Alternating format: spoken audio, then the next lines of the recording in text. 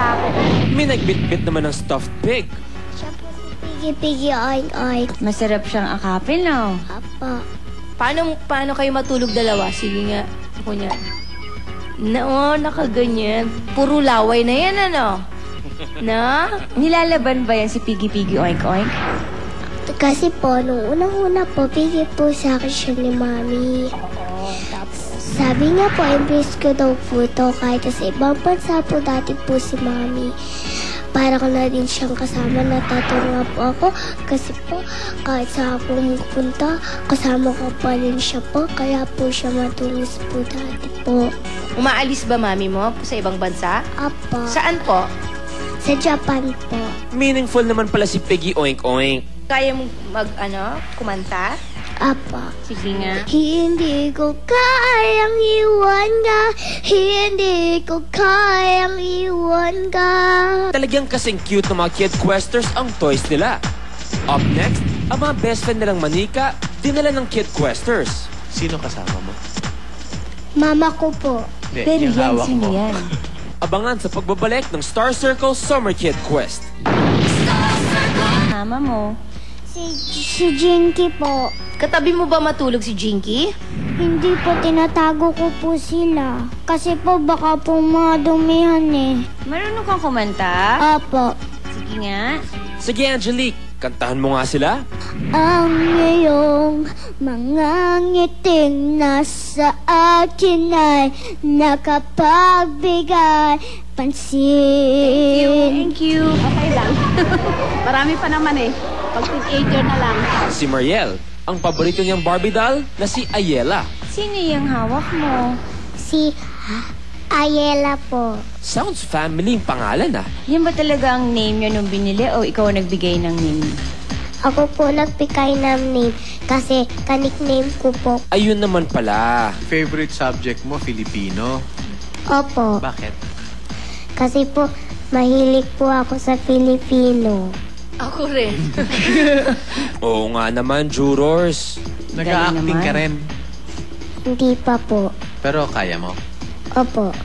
Nay, huwag niyo po kong iwan. Iniwan na nga ako ni Papa eh. Iiwan niyo pa ako. Okay, Mariel, you're in. Masaya po.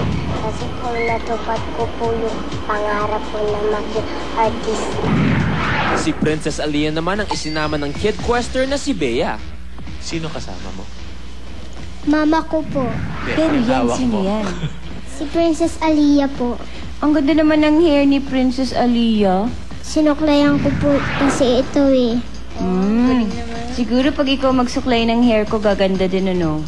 Di naman po masyado. Ay, Sapat lang. Hindi pala sumusunod sa lahat ng galaw ni Bea ang hair. anong gusto mong gawin para sa amin ngayon? Umarte po. Sige nga. Nay, huwag ninyo po akong iwan. Naging mabait naman po ako sa inyo ah. Napalaban din sa acting si Direk Ricky. Sama natin lahat ng kapatid. Pwera lang si Bea. Ikaw maiiwan ka dito. Ayoko pong maiwan. Gusto ko po kasama ang kapatid ko umalis. Pati po ako, kasama rin po ako. Okay, galing ni Bea. Bea. Oh, smile na, Bea, smile na. How do you feel, Bea? Anong pakiramdam mo? Okay Di ka na? naman po mahirap. Wow! Ang galing-galing mo naman. Bea, you're in. Up next, may isang Kid Quester na nagpaiyak na naman sa juror. Abangan yan sa pagbabalik ng Star Circle Summer Kid Quest. Nag-hi siya. Takot ako. Siya ba ang favorite? Toy mo? Opo. Bakit? Kasi po siya po yung unang regalo po sa akin ng mama ko po. Anong gusto mong gawin sa amin ngayon, Nicole? Kumanta po. Mga munting pangarap namin ay maging abot kamay at sana'y marating Thank you. Thank you, Nicole. Mga magandang experience to sa amin. po. Si Tetet naman, talking doll ang dinala niya. Sino yung kasama mo? Si Kati po. Love mo ba si Kati? Bakit? Kasi po, masaya po siyang kalaro. Kunyari, ibibigay mo na siya Sa bata na walang dal. Kati, bibigay na kita. Huwag ka nang malungkot. Makikita mo din naman ako eh. Dadalaw naman ako sa'yo eh. Tete, you're in. Dalawa po ang gift po sa akin ni Lord. First honor na nga po ako sa school. Nain pa po ako dito. Pero etong si Ovi, Bratz doll ang dinala dahil mahilig daw siya sa makeup. Sino yung nasa harapan mo? Si Chloe. Si Chloe. Anong toy yan? Bratz po. Bratz. Bakit si Chloe? Kasi po mahilig din po ako mag-makeup. Sabi dito, magaling ka raw mag-rapping. Sige nga. Hindi uurong si Ovi sa hamon. Call me best boy ma, plus love ma, plus kiss mama, abadi na. Don't care binokin labat. I see my heart is where I Sayaw ka na, sat, sayaw. break it down. Next up, si Rain with her teddy bear. Sino si Krung Krung? Ako rin po. Ah, ikaw din. Akala ko, di ba si Sandara yung krung-krung? Opo. Pareho kayong dalawa? Opo, kasi po crush ko po siya eh. Ano yung nasa harapan mo? Bear ko po. Bakit siya ang favorite mo? Siya po kasi ang unang bigay sa akin ng mami ko. Ano pong pangalan ni Bear? Brownie po. Kunyari, acting. Oo. Di po ako marunong ng acting. Ah, hindi. Storytelling. May po ako sasabihin sa story ko pa para kay Daddy. Alam po niya si Daddy nung 3 years old ako, magkatabi kami minsan matulog. Tapos po, kuya po na sa heaven ang daddy ko kasi po nawala na po siya.